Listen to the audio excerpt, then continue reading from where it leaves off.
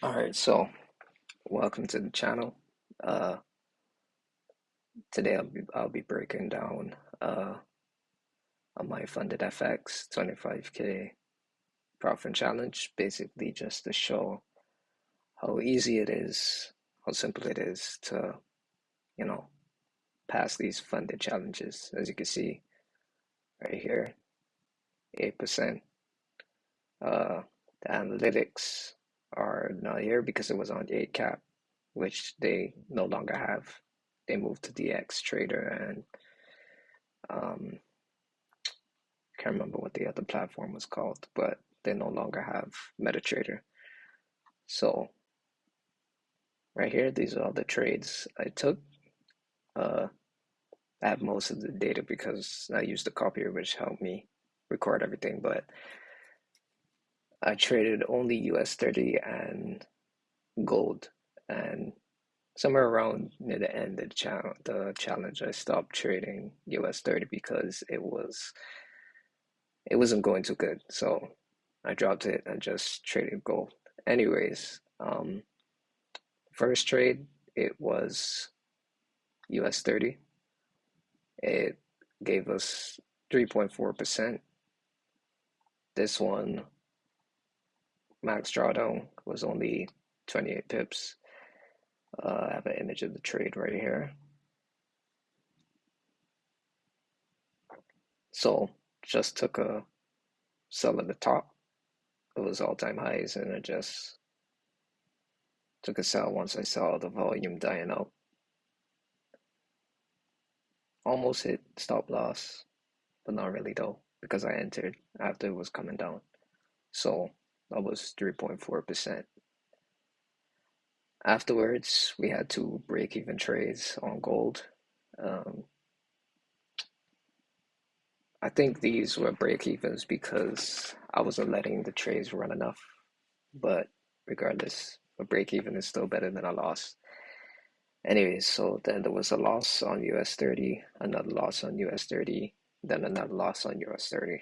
And at this point, I was like, okay, should I continue trading US 30 for this challenge? I said, I'm gonna continue trying. Anyways, then we had a 2.7% win on gold. Um, this one was a buy. Took it right here off this candle. If I moved my stop too early, it would have got stopped out, but I let it run a little bit and it hit TP. Then there was two more losses on US 30, and at this point, I think I was probably down about 2% on US 30, and I was like, uh, I might stop trading it altogether.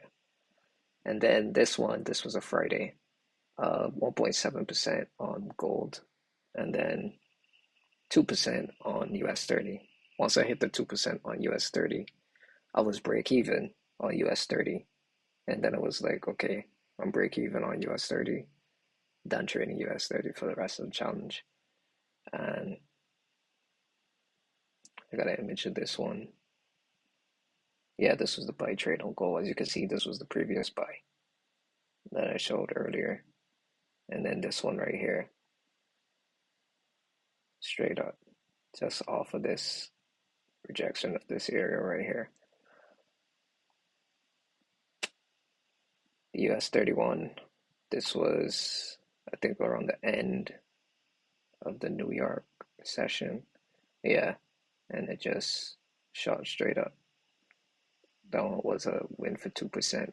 After that, I was done with US 30. So at this point, I think I was up about 4%. So this is something I'd like to do once you're trading, and you always start with 1%. Sometimes you could start with 2 if you're aggressive, but I suggest doing 1%.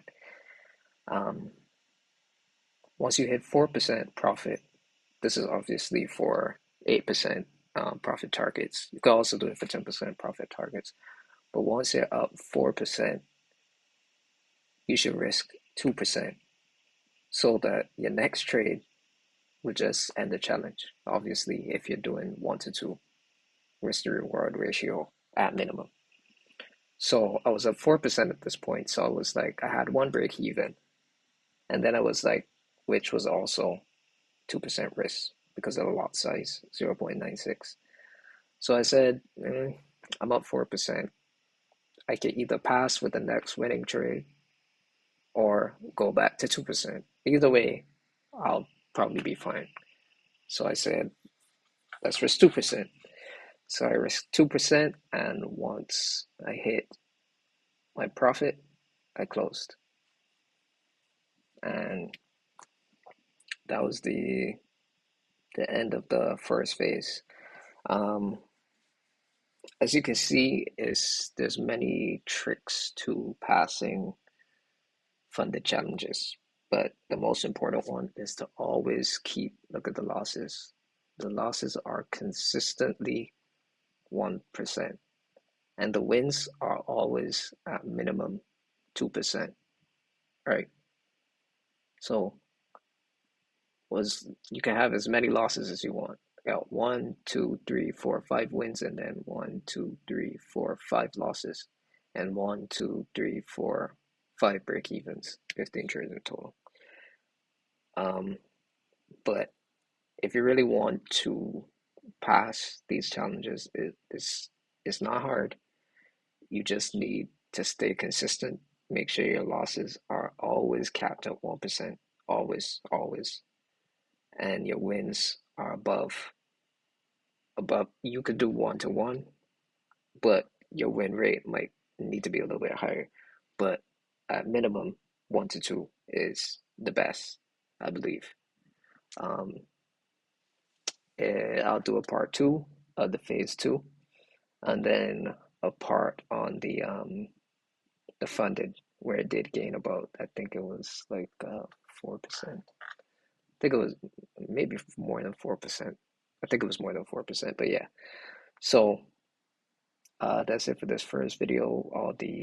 You could pause and look at all the information, the pips, the lots, uh, each duration, max drawdown, max profit. But as you can see, the major theme here is consistency and also adjusting strategies. Because once I saw US 30 wasn't trading too well, I said, okay, well, maybe I shouldn't trade US 30 for the rest of this challenge. Maybe I should just trade only gold because the gold trades were going well, right? So making adjustments while you're in the challenge is also a very important part of passing these funded challenges. But it's not as difficult as we might make it seem. This took how long did this take? From April 3rd to April 19th. So it you take your time. I wouldn't suggest doing challenges if you need to pass them by a certain time because it'll put constraints on you psychologically, and then you'll probably mess up, take bad risk, do some things that you probably shouldn't. But keep your risk at keep your losses low and your winners high. And as long as you do that and you stay consistent over time, eventually you will pass. So yeah, if you guys want a part two with the phase 2 and then obviously the funding as well, I'll drop those videos as well. But yeah, that's all for today. Again, this is the count. I have many. I'll just refresh it just to show you that it is, real.